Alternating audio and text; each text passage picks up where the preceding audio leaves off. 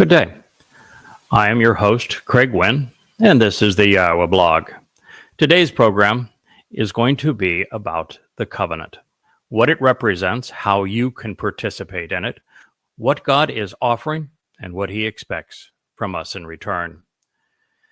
We're introduced to the covenant actually during the end of the flood, where Noah is presented with a rainbow, 7 colors, that tell him that this is the sign of the covenant. He wasn't presented any details as to what he should do to participate in the covenant. He wasn't even told what the benefits of the covenant were, but we can infer all of them from the story. For example, the single most important aspect of why Noah was chosen was revealed by Yahowah. Do you know what it is? It wasn't that he was a preacher. It wasn't that he was religious. It wasn't that he was famous. It wasn't because he was a bigwig in the local community. Nope.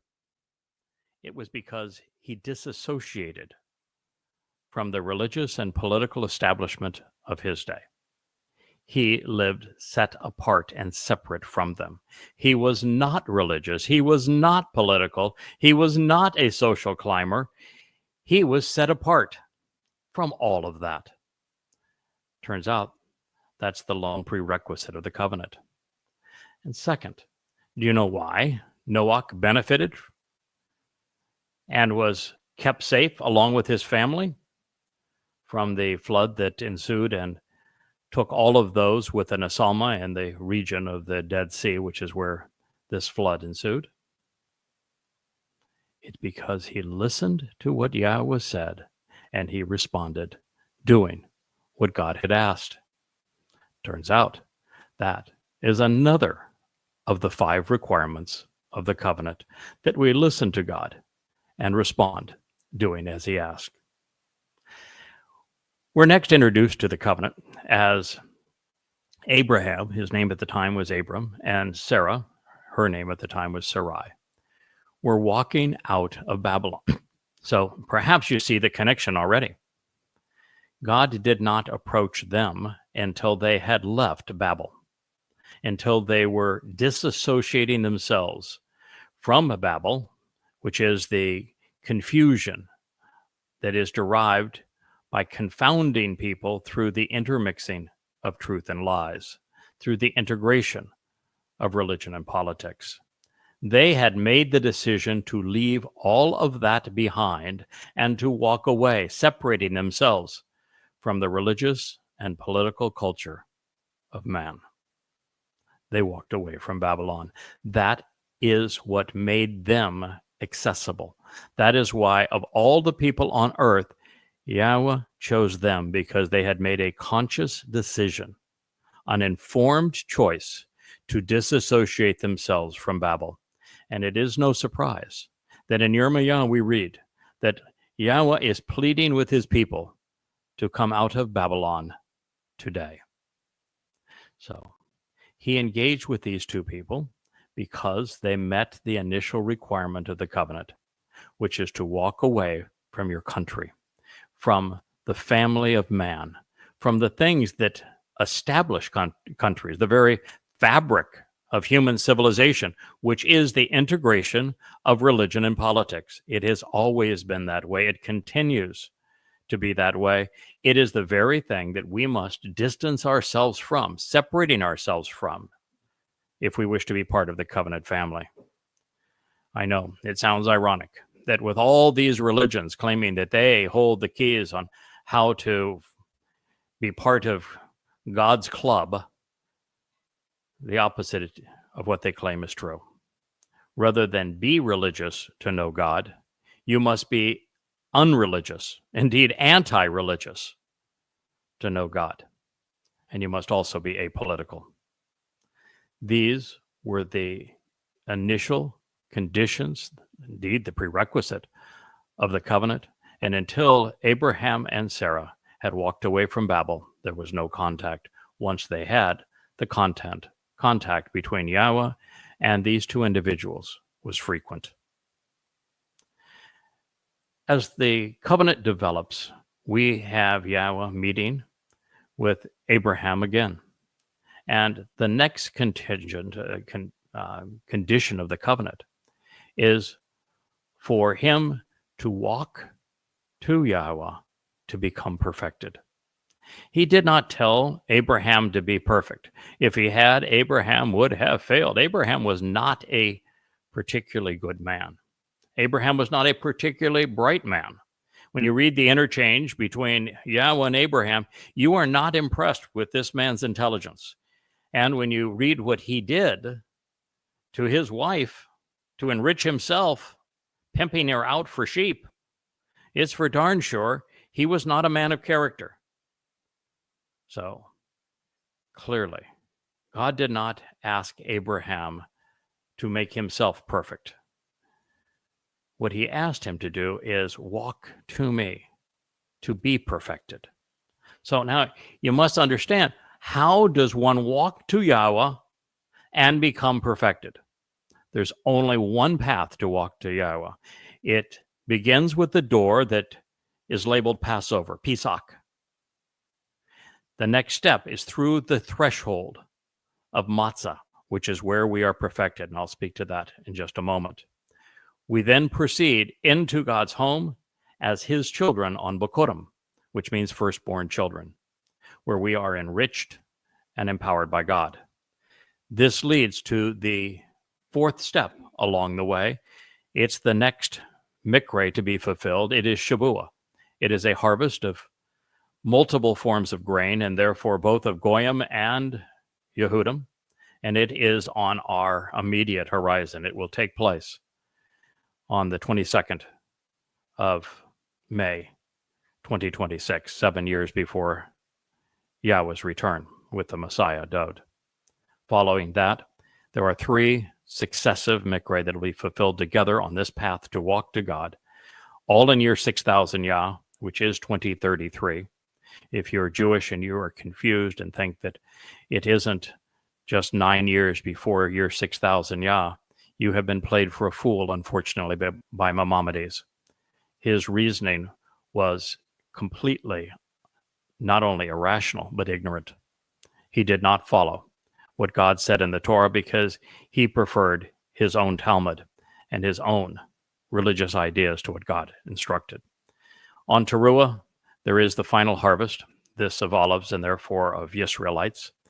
Followed that next day, still Teruah, still a Shabbat, by the sacrifice of the red heifer, which makes the mortal remnant of Yisrael prepared for the family reunion, which will take place on the 10th day of the 7th month, on Yom Kippurim in year 6000 Yah, October 2nd in 2033, which is the day that both Yahweh and our Messiah and King, Dod, will return.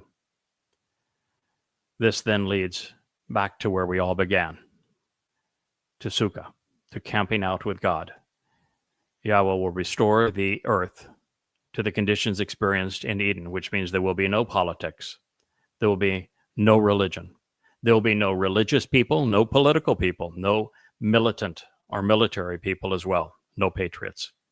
It is just for the covenant members and those as part of the mortal remnant of Yisrael who accepted the sacrifice of the red heifer.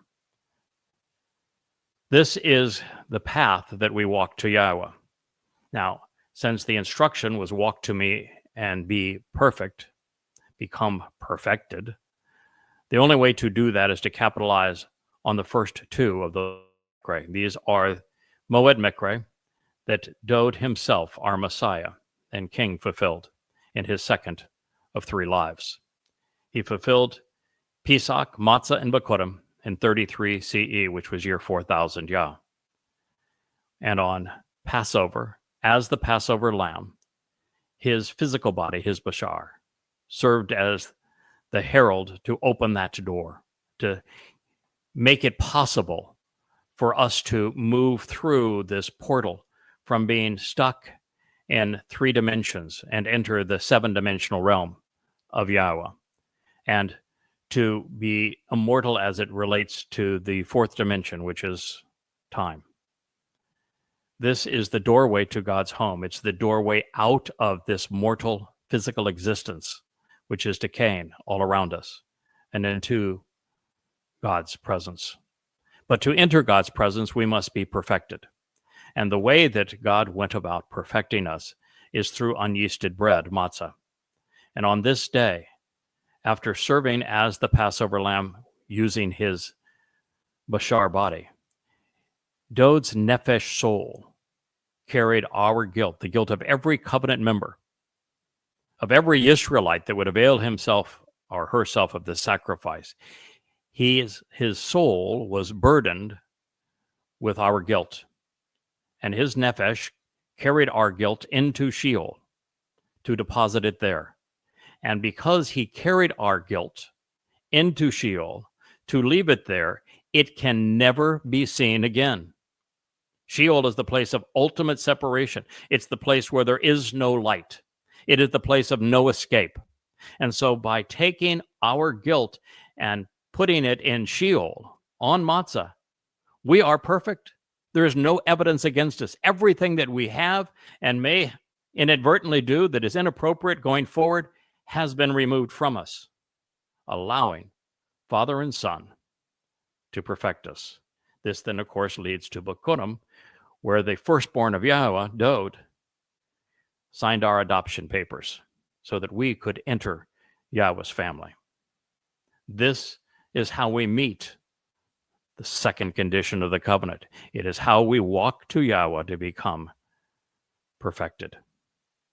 The next condition of the covenant is related to these. It says, trust and rely upon Yahweh. Well, the only way you can do that is to stop trusting and relying on your political party, on your religion, on your country, on your military, on your conspiracy, whatever it may be. You must stop relying on these inventions of man so that you can rely on the teachings and guidance of Yahweh. Now, the only place you can find these teachings, this guidance, these directions, is in his Torah and prophets. Primarily, his Torah is where he has shared with us everything we need to know about how we go about trusting and relying upon him. And that's a very interesting concept, because trust is very different than faith. Trust is very different than beliefs. A faith is expressed by someone who does not know. You believe that which you cannot prove. But when Yahweh proved his existence and proved his inspiration of the Torah and prophets through prophecy, by knowing everything from creation all the way to our return to this Garden of Eden, he proved his existence and he demonstrated his inspiration of these words. And once you know them, once you come to understand what Yahweh conveyed to us, then you are in a position to trust him. But trust requires knowledge. Reliance actually requires understanding. And the only way to go there is for you to read and come to understand the instructions that Yahweh provided in his Torah, not in the Talmud of the rabbis, in his Torah. Now, to help you understand what God is offering in this regard, how to come to know him, I have written 35 books. They're all on the bookshelf at yada.com. Yada means to know. Yah is the first part of Yahweh's name. On that bookshelf, every book is free. Start with an introduction to God. Then read through the Yada Yahweh series. Enjoy the 5 volumes of observations. And I want you to conclude with Coming Home, which are the letters that Dod wrote to us, inspired by his father.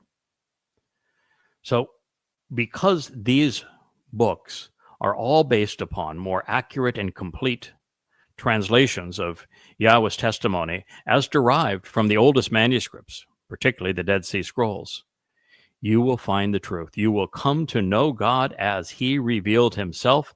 And once you know him, you can rely on him and meet the third condition of the covenant.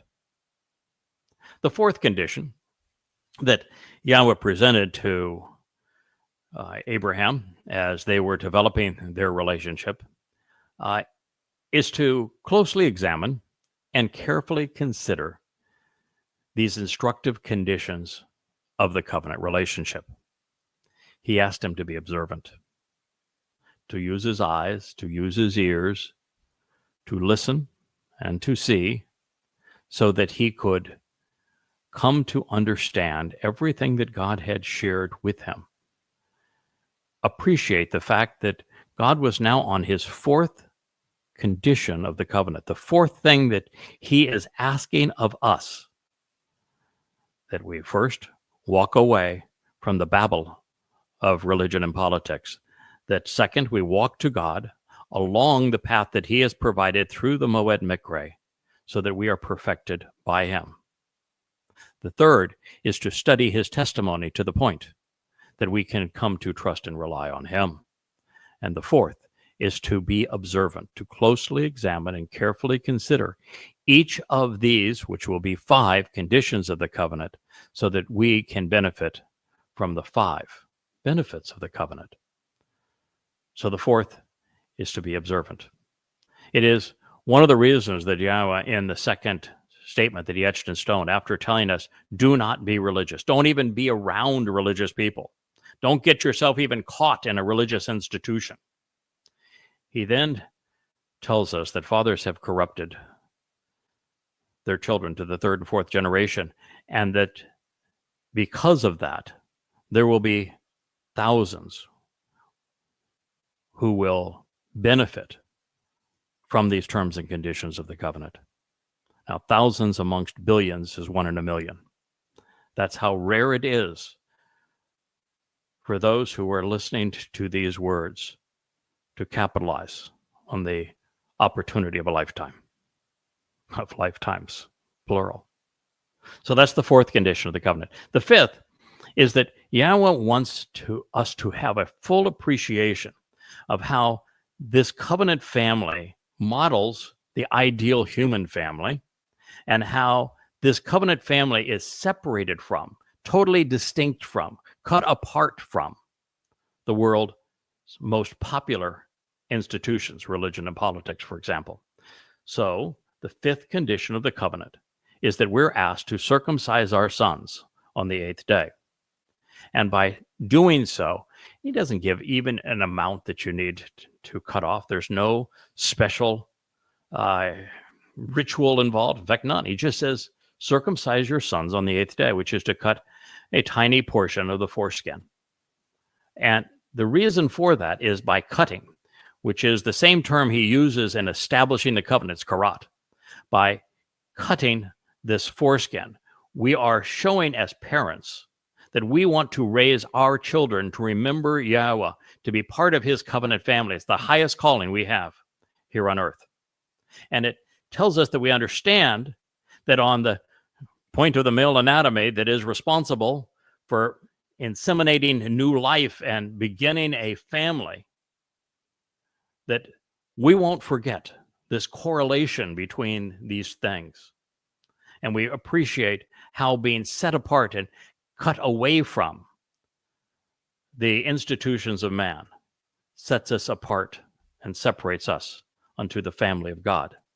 That's why being circumcised is the 5th condition of the covenant.